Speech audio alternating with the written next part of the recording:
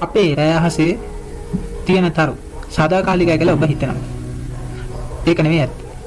අපේ සූර්යයා ඇතුළු විශ්වයේ තියෙන හැම තරුවකට උපතක් වගේම මරණයක් තියෙනවා. තරුවක් මේ යන විදිය තීරණය වෙන්නේ ඒ තරුවේ විශාලත්වය මත. අද අපි බලමු මේ විශ්වයේ තියෙන දැවැන්ත තරු තමන්ගේ අවසානය සනිටුහන් කරන්නේ කොහොමද කියලා. තරුවක් ජීවත් වෙන්නේ ඒ ඇතුළේ තියෙන න්‍යෂ්ටික වියලනය නිසායි. හයිඩ්‍රජන් වායුව හීලියම් බවට පත් වෙමින් විශාල ශක්තියක් පිටකිරීම සිදු කරනවා. මේ ශක්තිය මගින් ඇති කරන පීඩනය සහ තරුවේ ගුරුත්වාකර්ෂණය එකිනෙකට සමබරව තියෙන තාක්කල් තරුවක් නිරෝගීව පැවතීම සිදු වෙනවා.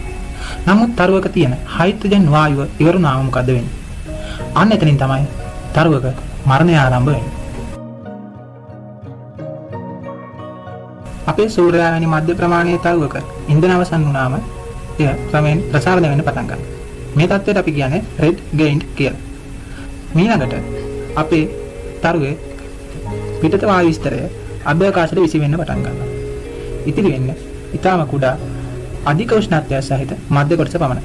මෙය වයිඩ් ඩ්වර්ෆ් කියලා හඳුන්වනවා. වසර බිලියන ගණනකට පසු එයත් නිවි ගොස් අවසන් වීම සිදු වෙනවා.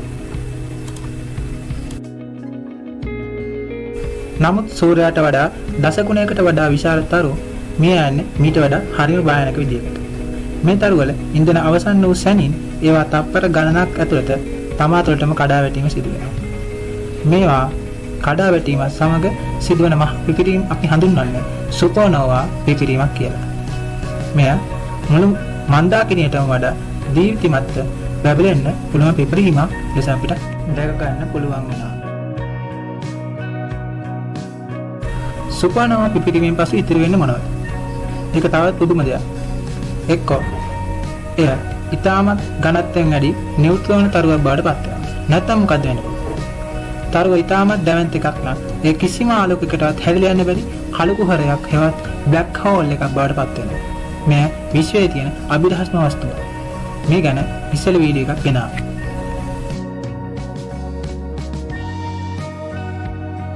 තරුවක මරණයක් කියන්නේ තවත් දෙක ආරම්භය. මේ පිපිරීම වලින් විසිරෙන දූවිලි වායුන් වලින් තමයි පස්සේ කාලයක අලුත් තරු සහ ග්‍රහලෝක බිහි කරන්න මුලික වෙන්නේ. ඒ කියන්නේ අපේ සිරුරේ තියෙන පරමාණු පවා කොහේ හරි මිය ගිය එක තරුවක කොටස් වෙන්න පුළුවන්. මේ වීඩියෝ එක ගැන ඔයාලගේ අදහස් කමෙන්ට් කරන් යන්න. තවත් මෙවැනි වීඩියෝ බලන්න අපේ channel එක subscribe කරලා එකතු වෙන්න.